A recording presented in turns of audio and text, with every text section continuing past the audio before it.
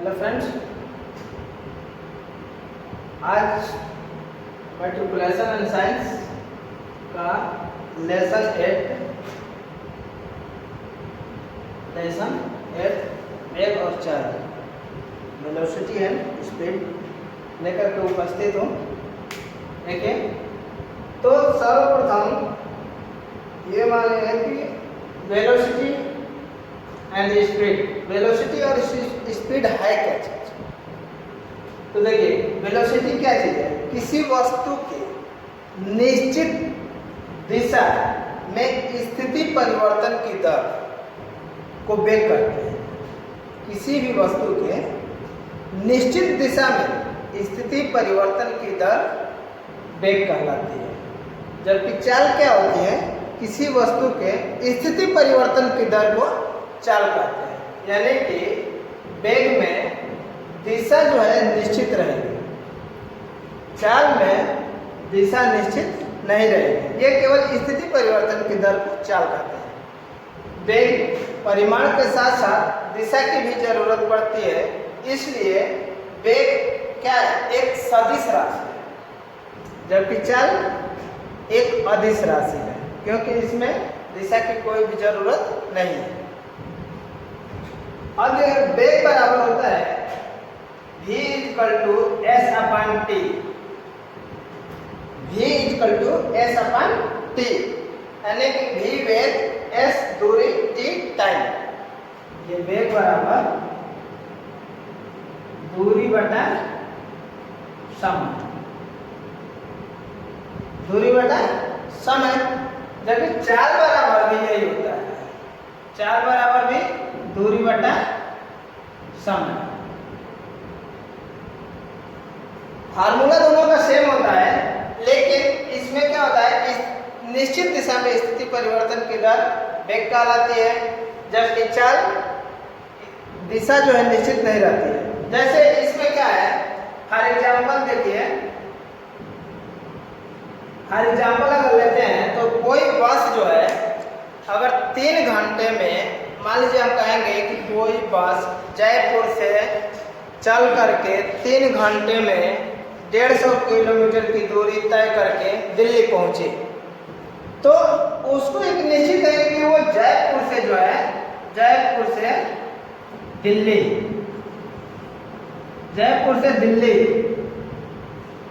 150 kilometre की यात्रा करके 3 घंटे में पहुंची है। तो फिर वेग कितना हो जाएगा? वेग बराबर दूरी बटा में समय। तो दूरी है 150 और बटा में समय, यानी कि 3 × 5 = 15, 50 किलोमीटर प्रति घंटे की चाल से हमारी गाड़ी जो भी है वो जयपुर से दिल्ली की तरफ गई। दिशा निश्चित हो गया, तो जब दिशा निश्चित हो गया तो निश्चित दिशा क्या कहलाएगा? वेग। उसी बात को कहेंगे कि एक गाड़ी जो है 150 किलोमीटर की यात्रा को 3 घंटे में तय करके पहुंची है, उसमें दिशा कोई नहीं दिया है, तो वो क्या है?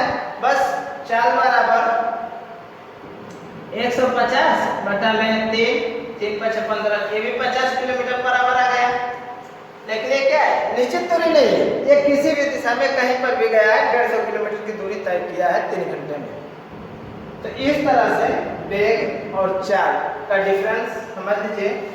वेग निश्चित दिशा में परिवर्तन की दर वेग कहलाता है, जबकि स्थिति परिवर्तन की दर चाल कहलाती है।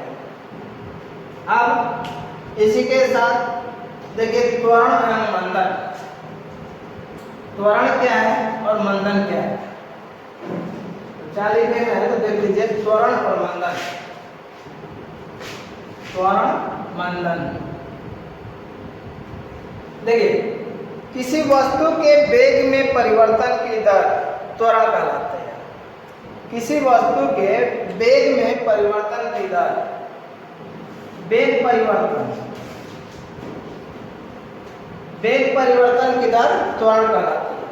मंदन क्या है? ये भी वेग परिवर्तन की दर ही है। वेग परिवर्तन की दर मंदन कहलाता है। तो फिर दोनों में डिफरेंस क्या है? त्वरण और मंदन। तो त्वरण कब होगा? जब हमारा जो है वेग जो है बढ़ रहा होता है, वेग क्या होता है, बढ़ रहा होता है, तो उस कंडीशन में वेग परिवर्तन के दर त्वरण कहलाएगा। किंतु जब वेग घट रहा होता है, वेग घट रहा होता है, उस कंडीशन में वेग परिवर्तन की दर मंदन कहलाएगा। स्थिति दोनों की सेम है, वेग परिवर्तन की दर त्वरण, वेग परिवर्तन की दर मंदन। किंतु त्वरण कब होगा, जब हमारा वेग बढ़ेगा, मंदन कब होगा, जब हमारा वेग घटेगा। तो ये रहा आपका त्वरण और मंदन में संबंध।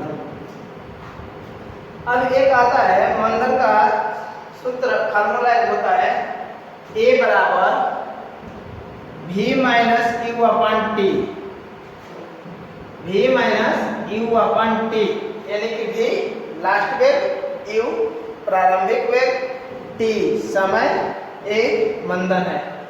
यानी इसको लिख सकते हैं हम V बराबर V minus you upon T, ये होगा मंदन। अब देख लीजिए विराम और गति, विराम गति। तो कोई वस्तु यदि अपने चारों ओर की वस्तुओं की अपेक्षा अपना स्थान बदल दे, यदि कोई वस्तु है वह अपने चारों ओर की वस्तुओं की अपेक्षा उसका स्थान बदल जाता है, तो यानी कि उसमें क्या है, गति है। गति रहेगा किसी भी चीज में तभी तो स्थान बदलेगा। तो कोई वस्तु यदि अपने चारों ओर की वस्तुओं की अपेक्षा अपना स्थान बदल देता है तो वह क्या होता है, गति होती है उसमें।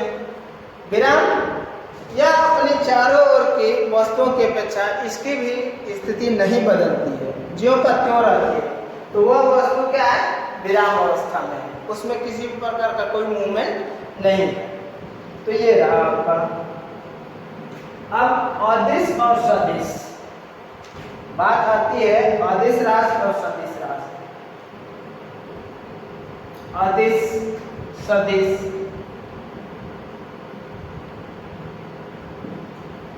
तो अदिश राशि क्या होती है और सदिश राशि क्या होती है। तो अभी हमने बताया कि सदिश राशि परिमाण के साथ साथ दिशा, इसमें दिशा निश्चित होती है, दिशा निश्चित होती है, यानी कि वह राशियां जिनके परिमाण के साथ साथ दिशा की भी जरूरत पड़े सदिश राशि कहलाती है, और वह राशि जिसमें परिमाण की केवल जरूरत पड़े, दिशा की जरूरत नहीं पड़ती है, दिशा की जरूरत नहीं पड़ती है, तो वह अदिश राशि कहलाती है। अदिश राशि, सदिश राशि क्या होता है, जैसे विस्थापन, वेग, त्वरण, संवेग, आवेग, इन सब में क्या है, एक निश्चित डायरेक्शन चाहिए, दिशा चाहिए हमें। जबकि अदिश राशि, अदिश द्रव्यमान है, दूरी है, चाल है, समय है, इन सब में कोई दिशा की जरूरत नहीं होती है, इसलिए जिसमें दिशा की जरूरत ना हो अदिश राशि कहलाती है, और दिशा की जरूरत हो वह सदिश राशि कहलाती है। यानी कि वह वस्तु जिसमें परिमाण के साथ साथ दिशा की जरूरत हो सदिश राशि कहलाती है, और वह वस्तु जिसके परिमाण के साथ साथ दिशा की जरूरत नहीं पड़ती है अदिश राशि कहलाती है। तो इस तरह से सदिश और अदिश आसान भाषा में हम समझ सकते हैं। अब देखिए वृत्तीय त्वरण क्या होता है, रोक दे भाई। वृत्तीय त्वरण,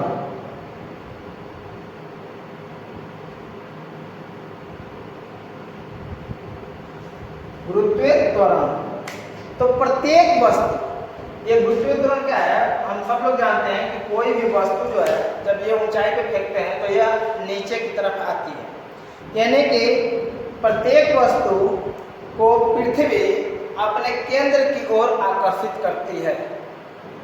किसी भी वस्तु को या प्रत्येक वस्तु को पृथ्वी अपने केंद्र की ओर आकर्षित करती है। पृथ्वी की ओर स्वतंत्रता पूर्वक गिरती हुई वस्तु में उत्पन्न वृत्तीय त्वरण कहलाता है। यानी कि किसी भी चीज को, जैसे इसको हम छोड़ेंगे तो यह नीचे की तरफ आएगा, तो यह पृथ्वी एक बल से अपने केंद्र की ओर आकर्षित कर रही है, खींच रही है, जिसके कारण यह वस्तु ऊपर से नीचे आ रही है। तो उसी स्वतंत्रतापूर्वक खींचने वाले बल को ही क्या बोलते हैं? गुरुत्वीय त्वरण कहते हैं। यानी कि प्रत्येक वस्तु को पृथ्वी अपने केंद्र की ओर आकर्षित करती है।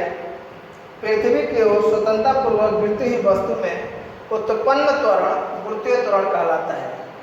इसे स्मॉल जी या ए से इंडिकेट करते हैं। स्मॉल जी अथवा स्मॉल ए से इंडिकेट करते हैं, दर्शाते हैं। एसआई प्रणाली में इसका मात्रक 9.81 मीटर प्रति सेकेंड स्क्वायर 9.81 मीटर प्रति सेकेंड स्क्वायर होता है। एसआई प्रणाली में इसका मात्रक 9.8 मीटर प्रति सेकेंड स्क्वायर होता है। अब न्यूटन ये जो है, एक बात और समझ लीजिए, गुरुत्वीय त्वरण जो है, जब हम किसी वस्तु को ऊपर से नीचे की तरफ छोड़ते हैं, जब हम किसी वस्तु को ऊपर से नीचे की ओर आता है तो हमारा गुरुत्वीय त्वरण जी का मान जो है प्लस में होता है। ऊपर से नीचे आएगी कोई भी वस्तु, जब ऊपर से नीचे आएगी तो जी का मान प्लस होगा, लेकिन किसी वस्तु को हम नीचे से यदि ऊपर की तरफ फेंकते हैं तब जी का मान क्या हो जाएगा? माइनस हो जाएगा। इस बात को ध्यान रखिएगा सवाल के दौरान। यदि कोई वस्तु ऊपर से गिर रही है कि नीचे से ऊपर फेंकी जा रही है, यदि नीचे से ऊपर की ओर फेंकी जाएगी तो गुरुत्वीय त्वरण का मान जी माइनस में होगा, और यदि कोई वस्तु ऊपर से स्वतंत्रतापूर्वक छोड़ दी जाती है, नीचे की तरफ आएगी, तो उसका गुरुत्वीय त्वरण का मान जी प्लस में होगा। अब इसी के आधार पर जो है न्यूटन लॉ है, और न्यूटन लॉ के जो है थ्योरी हम देख लेते हैं। न्यूटन के गति के नियम, न्यूटन के गति के नियम, गति के नियम। देखिए न्यूटन के गति के नियम क्या है? न्यूटन ने गति के 3 नियम दिए। प्रथम नियम जड़त्व का नियम है। फर्स्ट लॉ जो है जड़त्व का नियम है, जड़त्व का नियम। द्वितीय जो है न्यूटन का द्वितीय नियम संवेग परिवर्तन की दर है। संवेग परिवर्तन की दर, संवेग परिवर्तन की दर। और तीसरा नियम है क्रिया प्रतिक्रिया नियम, क्रिया प्रतिक्रिया नियम, क्रिया प्रतिक्रिया नियम। तो ये क्या होता है? प्रथम नियम जड़त्व का नियम, प्रथम नियम जड़त्व का नियम। जड़त्व का नियम है क्या चीज? तो जड़त्व के नियम के अंतर्गत यदि कोई वस्तु वह विराम अवस्था में है तो विराम अवस्था में रहना चाहेगी, यदि कोई वस्तु गतिमान है तो वह गति अवस्था में रहना चाहेगी, जब तक कि इन पे कोई बाह्य बल न लगाया जाए। जैसे मान लीजिए कि ये यहाँ पे रखा हुआ है, ये विराम अवस्था है इसकी, जब तक कि इस पे कोई बाह्य बल न लगा जाए। अब हम इसमें ये बाह्य बल लगा दिए तो यह क्या होगा? यहाँ से वहाँ चल गई, यानी मूव कर गई, गति कर गई। तो संसार की जितनी भी वस्तुएं हैं जो विरामावस्था में है वो विराम अवस्था में रहना चाहती है, जो गति अवस्था में है वो गति अवस्था में रहना चाहती है, जब तक कि उस पर कोई बाह्य बल न लगाया जाए। उसे जड़त्व का नियम कहते हैं। जड़त्व का नियम के अंतर्गत जो है, जैसे मान लीजिए कोई व्यक्ति, उदाहरण देख लीजिए इसका एग्जाम्पल, अगर कोई व्यक्ति बस में बैठा है और अचानक से बस चल पड़ी तो क्या होता है? व्यक्ति आगे की तरफ झुक जाता है या पीछे की तरफ झुक जाता है। अगर ब्रेक लगे तो पीछे की तरफ झुक जाता है, नहीं तो आगे की तरफ। तो इससे क्या होता है कि व्यक्ति तो स्थिर है, बैठा है, तो वो स्थिर रहना चाहता है, और जब बस गतिमान हो जाती है तो वह आगे की तरफ झुक जाता है। दूसरा देख लीजिए, मेज पर रखी हुई वस्तु स्थिर रहती है जब तक कि उस पर कोई बाह्य बल न लगाया जाए। तो ये हुआ जड़त्व का नियम। दूसरा है संवेग परिवर्तन की दर। तो संवेग परिवर्तन की दर क्या होती है कि किसी वस्तु के संवेग परिवर्तन की दर उस पर कार्यरत बाह्य बल के अनुक्रमानुपाती होता है। किसी भी वस्तु के संवेग परिवर्तन की दर उस पर कार्य करने वाले बाह्य बल के अनुक्रमानुपाती होता है और यह उसी दिशा में होती है जिस दिशा में बल जो है कार्य करता है या जिस दिशा में बल लगाया जाता है उसके अनुक्रमानुपाती होती है। जैसे मान लीजिए एक दूसरे नियम है, जब बहुत अधिक भार से भरी गाड़ी को अधिक स्पीड पर चलाकर गाड़ी को हम बंद कर दें तो वह गाड़ी क्या होती है, कुछ दूर तक अपने आप जो है चलती जाती है, बिना रुके चलती जाती है। तो इस कंडीशन में जो है संवेग परिवर्तन की दर जो है F बराबर ma। अब ये F बराबर ma संवेग परिवर्तन की दर ये आया कहाँ से, तो जब ये आया कहाँ से, तो इसमें देखिए अगर कोई भी गाड़ी लदी हुई है और वह कुछ देर तक चला करके छोड़ दी जाए तो उस कंडीशन में संवेग परिवर्तन की दर बराबर हो जाएगा आपका, दर बराबर mv माइनस mu अपान दोनों के बीच का लगा हुआ समय t। m कॉमन हो जाएगा और ये हो जाएगा v माइनस u अपान t। और अभी आपने पीछे पढ़ा कि v माइनस u अपान t क्या होता है, मंदन होता है और मंदन को हम a से प्रदर्शित करते हैं। तो ये हो जाएगा दर F = ma। तो संवेग परिवर्तन की दर F = ma। तीसरा नियम है क्रिया प्रतिक्रिया नियम। तो क्रिया प्रतिक्रिया ये तो समझ में ही आता है कि क्रिया की एक प्रतिक्रिया होती है, यानी कि यदि हम किसी वस्तु पे y बल लगाते हैं तो वह वस्तु भी बल की दिशा में उतना ही बल उसके विपरीत दिशा में लगाती है। इसी को हम क्रिया प्रतिक्रिया नियम कहते हैं। यानी कि प्रत्येक क्रिया के तुल्य विपरीत प्रक्रिया होती है अथवा दो वस्तुओं की परस्पर प्रतिक्रिया बराबर और एक दूसरे के विपरीत दिशा में होती है। जैसे मान लीजिए कि नाव पर हम नाव से बाहर जब कूदते हैं तो जंप लगा कर कूदते हैं, तो जब जंप लगा कर कूदते हैं तो जिस बल से हम आगे की तरफ जाते हैं उसी बल से नाव जो है उतना ही बल से पीछे की ओर जाती है। तो यह क्रिया प्रतिक्रिया नियम है। या जितना बल से हम इस पे चौपट पर दे मारेंगे या प्रतिक्रिया द्वारा हमारे इसका बल हमारे की तरफ लगेगा यानी विपरीत दिशा में लगेगा, जिसके कारण हमें चोट लगती है। यह होता है क्रिया प्रतिक्रिया नियम। तो बल वह है जिसके किसी वस्तु में, देखिए इसका उदाहरण देख लीजिए, जब किसी बंदूक से गोली दागी जाती है तो गोली बंदूक पर विपरीत दिशा में बराबर मात्रा में बल लगाती है। या नाव को जल में किनारे ले जाने के लिए किनारे की तरफ डंडे से बल डालते हैं, जिससे नाव किनारे से क्या होती है, दूर चली जाती है। तो यह क्रिया प्रतिक्रिया नियम है। अब देख लीजिए गति का समीकरण। हाँ